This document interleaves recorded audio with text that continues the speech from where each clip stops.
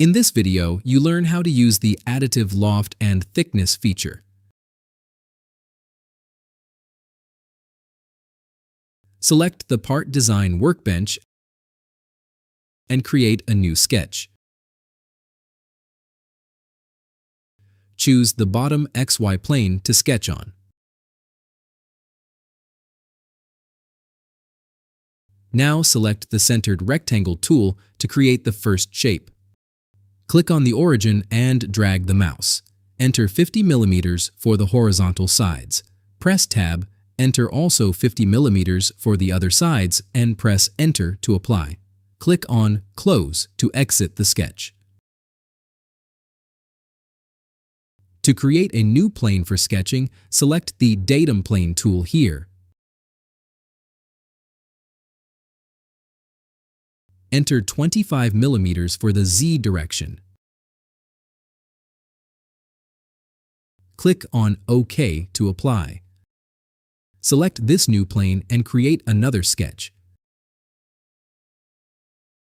Go to the Centered Rectangle tool to create the second shape. Make both sides 40 mm long. Click on Close to exit the sketch. Now select the first sketch and go to the Additive Loft feature. Then click on the Add Section button and select the second sketch in the design tree. Click on OK to create the solid. To make it hollow, first select this top face and go to the Thickness tool. To make the other side open too, click on the Select button and select this bottom face. Click on OK to apply. To edit the size, expand the Additive Loft feature. Double-click on one sketch to edit it. Change the dimensions from 40 to 20 mm and click on Close to exit the sketch. You see the model was updated automatically. Now let's change the rectangular shapes to circular shapes.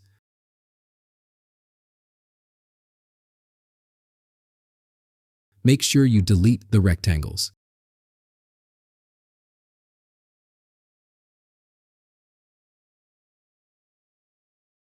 The thickness feature fails because it cannot find the right faces anymore. Select the thickness feature and press Delete. Now select these two faces while holding the Control key and go to the Thickness tool. Leave all settings and click on OK to apply. And now you have a circular shape instead of a rectangular one. To hide the datum plane, click on the eye icon next to it. So this is how you can create a loft shape with specified dimensions. Consider subscribing if you like my content. Thanks.